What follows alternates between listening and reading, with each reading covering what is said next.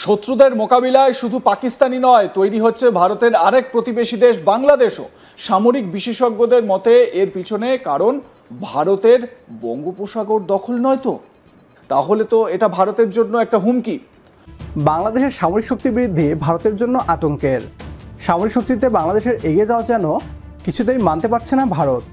শেখ হাসিনার পতনের পর বন্ধুত্বের মুখোশ পরা ভারতের আসল রূপ বাংলাদেশের জনগণের সামনে প্রকাশ পেয়েছে।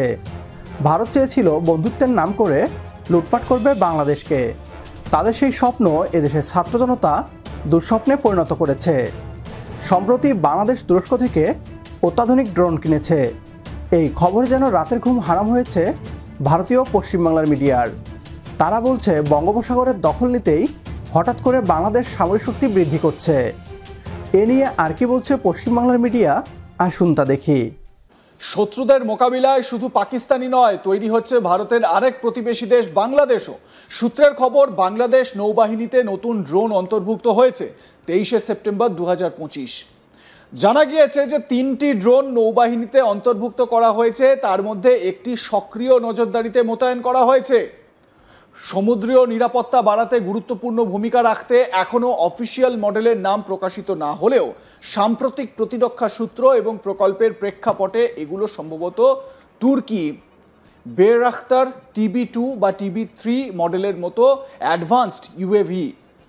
এই ড্রোনগুলোর নজরদারি ক্ষমতা প্রধানত ইন্টেলিজেন্স, সার্ভেলেন্স এবং বিভিন্ন ধরনের মিশনে ফোকাস করে, যা বঙ্গোপসাগরের বিস্তৃত এলাকায় EEZ সহ 118,813 বর্গ কিলোমিটার অবৈধ মৎস্য চোরাচালান, বিদেশি জাহাজের অনুপ্রবেশ এবং হুমকি শনাক্তকরণে সাহায্য করে। যেটা বাংলাদেশের নৌবাহিনীতে অন্তর্ভুক্ত করা হয়েছে সেই সম্পর্কে তো আপনাদের বলছি। এই যে ড্রোনগুলো কিন্তু অতি শক্তিশালী ড্রোন, এবং এই ড্রোনগুলো কি বলা হচ্ছে যে জাহাজের অনুপ্রবেশ, চোরাচালান, তারপরে হচ্ছে গিয়ে অবৈধ মৎস্য চোরাচালান যারা করছেন সেই সমস্ত শনাক্তকরণ করার জন্য। কিন্তু এইগুলো কি কোথাও ভারতীয় নৌবাহিনীকে বিচলিত করার জন্য বা ভারতীয় নৌবাহিনীকে একটু বিভ্রান্ত করার জন্য এগুলো ব্যবহার করা হবে না তো? এই প্রশ্নও স্বাভাবিকভাবে উঠে যায়। বঙ্গোপসাগরে অবস্থান কি হতে চলেছে এই ড্রোনগুলোর, সেটা জানা খুব দরকারি ভারতের নৌবাহিনীর জন্য। এখন প্রশ্ন হলো, হঠাৎ করে কেন বাংলাদেশ এই ড্রোনগুলি কিনলো? এর পিছনে কৌশলটা কি? সামরিক বিশেষজ্ঞদের মতে এর পিছনে কারণ ভারতের বঙ্গোপসাগর দখল নয় তো? এই ড্রোনগুলি medium altitude long endurance male ক্লাসের, MALE ক্লাসের, যা দীর্ঘ সময় উড়ে রিয়েল টাইম ভিডিও, ইমেজ এবং ডেটা সংগ্রহ করে। আর এইখানেই থেকে যাচ্ছে প্রশ্ন, দীর্ঘ সময় ধরে উড়ল, ভারতীয় নৌবাহিনীর ডেস্ট্রয়ার কোথায় রয়েছে, কিভাবে মোতায়েন করা রয়েছে, এবং কে জানে যদি জলের নিচে, সমুদ্রের নিচে যে সাবমেরিন রয়েছে সেই সাবমেরিনের অবস্থানও এরা ডিটেক্ট করতে পারে, তাহলে সেগুলো তো ভারতীয় নৌবাহিনীর জন্য বিপজ্জনক, তাই না?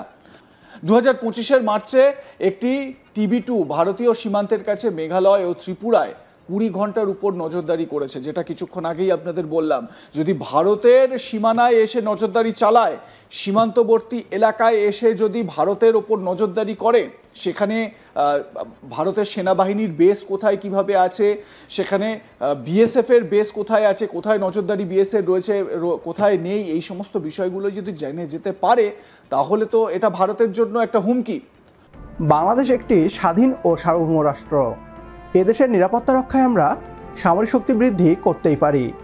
এতে ভারতের এত মাথা ব্যথার কারণ দেখি না। পশ্চিমবাংলার মিডিয়া বলছে এই ড্রোনগুলো বাংলাদেশ ভারতের নৌবাহিনীর উপর নজরদারির জন্য ব্যবহার করতে পারে।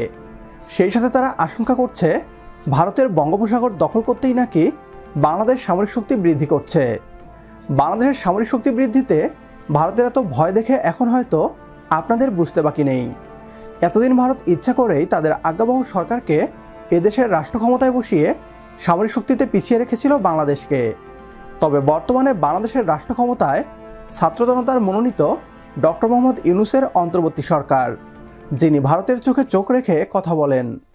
ভারতীয় সকল ষড়যন্ত্র ও বাধা উপেক্ষা করে এগিয়ে যাক লাল সবুজের বাংলাদেশ, এই প্রত্যাশায় শেষ করছি আজকের আয়োজন।